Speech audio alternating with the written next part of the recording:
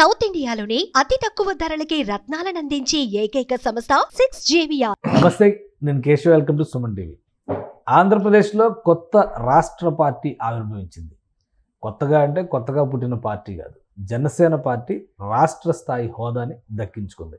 ఇప్పటివరకు ఎలాంటి గుర్తింపు లేకుండా రిజిస్టర్డ్ పార్టీగానే ఉన్నటువంటి జనసేనకి ఈ గౌరవం దక్కింది గత ఎన్నికల్లో సాధించిన విజయం తర్వాత. అలాగే ఆ పార్టీ సింబల్ను కూడా ఎలక్షన్ కమిషన్ రిజర్వ్ చేసింది. దీనికి సంబంధించినటువంటి గెజిట్ నోటిఫికేషన్ కూడా త్వరలో రాబోతుంది.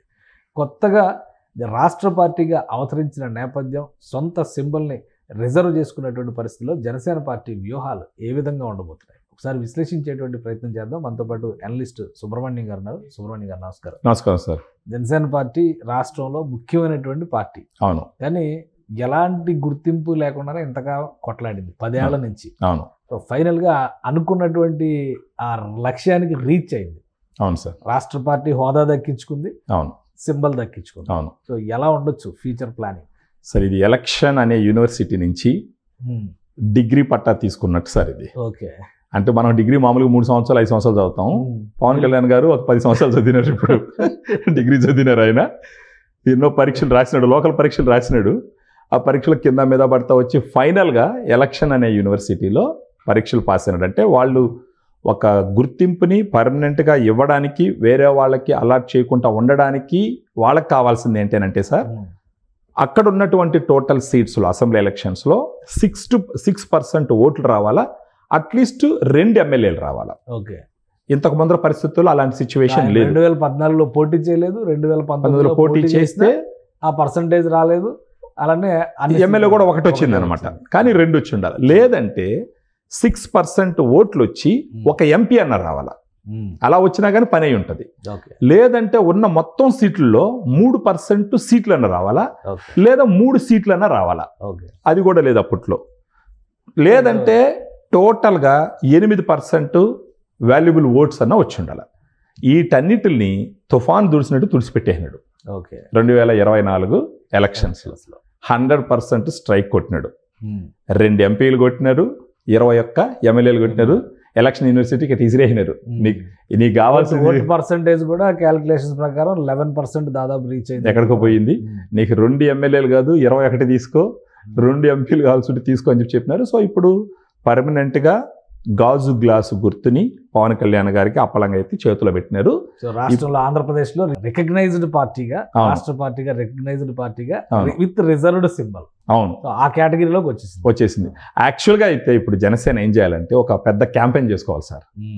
వాళ్ళు అందరూ గాజు గ్లాసుని చేతిలో పెట్టుకొని రాష్ట్రం అంతా హోరెత్తే విధంగా ఒక పెద్ద క్యాంపెయిన్ చేస్తే దానికి ఒక అర్థం పరమార్థం ఉంటుంది. చేస్తారు. ఎందుకంటే ఇంకా గెజిట్ జీవో ఆర్డర్ ఏదో రావాలంటే చేతికి రావాలి. అది జస్ట్ ఇన్ఫర్మేషన్ వచ్చింది, ఇప్పుడు ఇంటిమేషన్ వచ్చింది దానికి సంబంధించి. అవును. ఇంటిమేషన్ తర్వాత అధికారిక ఉత్తర్వులు వస్తాయి. అవును. బహుశా వచ్చిన తర్వాత క్యాంపెయిన్ చేస్తారు. ఓ రేంజ్ లో క్యాంపెయిన్ చేయాలి. గాజు గ్లాస్ చేతిలో పెట్టుకొని 175 నియోజకవర్గాల్లో అవసరమైతే ప్రతి ఇంటికి ఒక గాజు గ్లాస్ ఎత్తుకుపోయి ఇంటికి ఇచ్చి, ఇది మన సింబలు, మనకు అఫీషియల్ గా డిక్లేర్ అయ్యింది, సో దీంతోనే జీవించండి అని చెప్పి ఒక పెద్ద లెవెల్లో క్యాంపెయిన్ చేస్తే మాత్రం ఓ రేంజ్లో, అంటే ఇక మీదట గాజు గ్లాస్ని స్ట్రాంగ్గా మొత్తం హక్కుతో ఆయన బిడ్డ అనుకొని ప్రమోట్ చేసుకునే అవకాశం ఉంది ఇప్పుడు. సరే, ఇప్పుడు మీరు చెప్పినట్టుగా ఆయన యూనివర్సిటీలో గ్రాడ్యుయేషన్ చేశారు. అవును.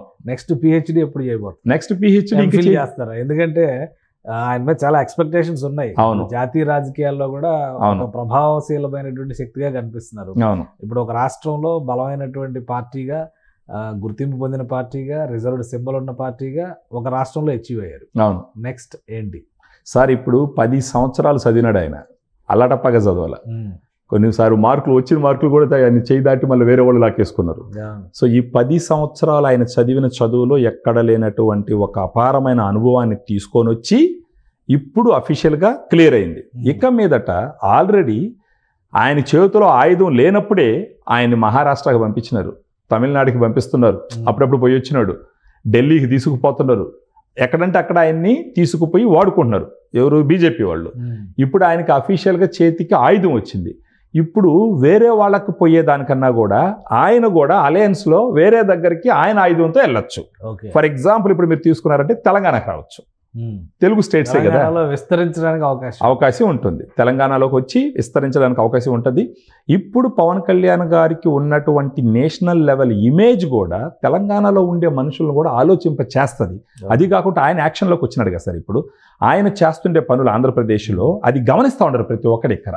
So that is going to create a very big positive impact. ఆ పాజిటివ్ ఇంపాక్ట్ తోటి పవన్ కళ్యాణ్ గారు ఆయన స్టెప్ ఇక్కడ తెలంగాణలో కూడా కానీ పెట్టినాడంటే బీజేపీకి అనుబంధంగా స్ట్రాంగ్ గా ఎవాల్వ్ అయ్యే తెలంగాణలో అడుగు పెడితే పోస్ట్ గ్రాడ్యుయేషన్ వచ్చినట్టు ఖచ్చితంగా. అంటే గ్రాడ్యుయేషన్ ఆంధ్రప్రదేశ్లో వస్తే పోస్ట్ గ్రాడ్యుయేషన్ తెలంగాణలో వచ్చినట్టు. ఏడో వచ్చిందంటే అదే విధంగా మన పక్క రాష్ట్రం అయినటువంటి పక్క రాష్ట్రం అయినటువంటి తమిళనాడులో కూడా తెలుగు వాళ్ళు ఎంతోమంది ఉన్నారు, అక్కడికి కూడా ఆయన వెళ్ళచ్చు. ఆల్రెడీ ఈ ఎన్డీఏ గవర్నమెంట్ అంటే బీజేపీ గవర్నమెంట్ పవన్ కళ్యాణ్ గారిని ఒక ప్రాంతీయ నాయకుడిగా చూడటం లేదు. వాళ్ళు ఆయన్ని ఒక దేశ స్థాయి నాయకుడిగా చూస్తున్నారు. అలాంటి సమయంలో ఇలాంటి ఒక అప్రూవల్ ఎలక్షన్ కమిషన్ నుంచి వచ్చినప్పుడు అది adding fuel to the fire అన్నట్టు, అంటే అగ్నికి ఆజ్యం పోసినట్టు ఈయన డబుల్ ఉత్సాహంతో వెళ్ళి అన్ని దగ్గరలో పార్టిసిపేట్ చేసి ఆయన సేవలు అందించి జనాల్ని మెప్పించే అవకాశం ఎంతైనా ఉంది. గర్వంగా ఇప్పుడు జనసేనకు సంబంధించిన ప్రతి ఒక్కరు గాజు గ్లాస్ చేతిలో పెట్టుకుని ఈదులో తిరగచ్చు. ఓకే, ఇప్పుడు పక్క రాజకీయ రాష్ట్రాల్లో చూస్తే రాజకీయ వ్యవహారాలు కానీ వ్యూహాలు కానీ ఇవన్నీ డిఫరెంట్గా ఉంటాయి. జనసేన పార్టీ తెలుగు నేలకి పరిమితమైనటువంటి పార్టీ. అయితే పవన్ కళ్యాణ్ గారు జాతీయ స్థాయి రాజకీయాల్లో ఆసక్తి చూపిస్తున్నట్టుగా లేదా ఆయన్ని ఆహ్వానిస్తున్నట్టుగా పరిస్థితులు కనిపిస్తున్నప్పుడు జనసేన పార్టీ కూడా ఆయా రాష్ట్రాల్లో విస్తరించడానికి అవకాశం ఉంటుందా? ఖచ్చితంగా ఉంటుంది సార్. అంటే అట్లీస్ట్ అంటే ఫ్యూచర్లో అది చూడాలి. అంటే బీజేపీ కాబట్టి మేబీ మీరు మాకు ఫ్రెండ్లీలో ఉండండి అని చెప్పే అవకాశం ఉంది. బట్ అట్లీస్ట్ తెలుగు స్టేట్స్లో ఆయన్ని స్ట్రాంగ్ చేయాలనే ఆలోచన వాళ్ళకి ఖచ్చితంగా ఉంటుంది. అంటే ఆల్రెడీ ఇక్కడ బీజేపీ ఉంది, ఫర్ ఎగ్జాంపుల్ తెలంగాణలో. ఇప్పుడు ఆయన కూడా ఇక్కడికి వచ్చినారంటే బీజేపీ కూడా కొంత ఊతం వచ్చినట్టు ఉంటుంది కదా. సో ఖచ్చితంగా ఇక్కడ వెల్కమ్ చేస్తారు. మేబీ వేరే రాష్ట్రాల్లో ఆయన్ని పోయి డైల్యూట్ అవ్వమని వాళ్ళు చెప్పరు. అట్లీస్ట్ తెలుగు స్టేట్స్లో, ఎందుకంటే సార్ ఇప్పుడు టీడీపీ ఎప్పటి నుంచో ఉన్నటువంటి ఒక పెద్ద పార్టీ, దాన్ని take it for granted BJP ఎప్పుడు తీసుకోలేదు. ఎందుకంటే వాళ్ళకంటూ ఒక స్టామినా ఉంది, ఒక ఇమేజ్ ఉంది, వాళ్ళకంటూ ఒక డెకేడ్స్ పరంగా ఓట్ బ్యాంక్ ఉంది. దాన్ని దెబ్బ కొట్టడం అంత ఈజీ కాదు. ఈవెన్ 2019లో జగన్మోహన్ రెడ్డి గారికి 151 వచ్చినప్పుడు కూడా 40% ఓటు శాతం ఉన్నటువంటి పార్టీ టీడీపీ. 23తో వచ్చి కూడా 40% ఓటు బ్యాంకు ఉన్నటువంటి పార్టీ. సో ఎప్పుడు బీజేపీ స్ట్రాటజీ మీకు తెలుసు, ఎవరిని పర్మనెంట్గా నమ్మరోళ్ళు. అలాంటి సిచ్యువేషన్లో compare to any other party BJP ఖచ్చితంగా పవన్ కళ్యాణ్ గారిని నమ్ముతుంది.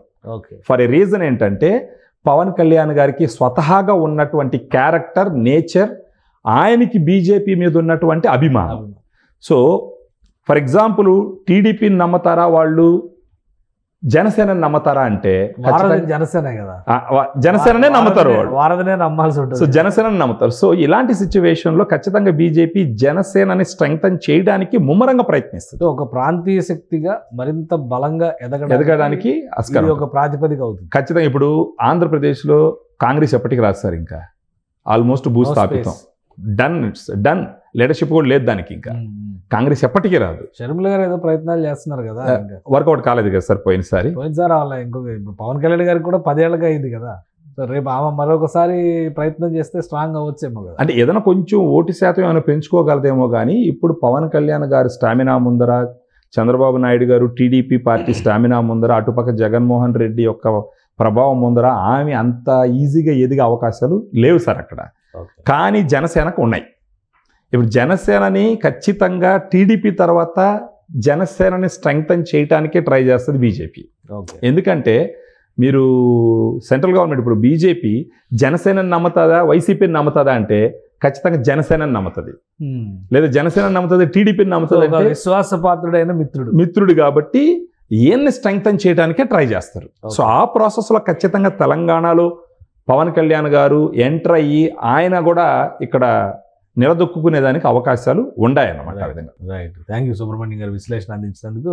ఇది జనసేన పార్టీకి రాష్ట్ర పార్టీగా గుర్తింపు దక్కడం, రిజర్వ్డ్ సింబల్ దొరకడం అనేది ఆ పార్టీ ప్రాంతీయ శక్తిగా ఎదగడానికి మరింత బలమైనటువంటి ఊతం ఇస్తుందని సుబ్రహ్మణ్యం గారు అంటున్నారు. ఇక బీజేపీ జాతీయ స్థాయిలో చేస్తున్నటువంటి రాజకీయాలకి ఇతర రాష్ట్రాలతో చూసినప్పుడు సాటి తెలుగు రాష్ట్రమైనటువంటి తెలంగాణ, అటుపక్కన ఉన్నటువంటి తమిళనాడు, ఈ రెండు చోట్ల పవన్ కళ్యాణ్ బలమైన ముద్ర చూపించడానికి మార్గం ఉంటుంది కాబట్టి బీజేపీ ఖచ్చితంగా ఆయన ప్రోత్సహించే అవకాశాలు ఉంటాయని విశ్లేషిస్తున్నారు. ఇది స్పెషల్ డిస్కషన్. Keep watching.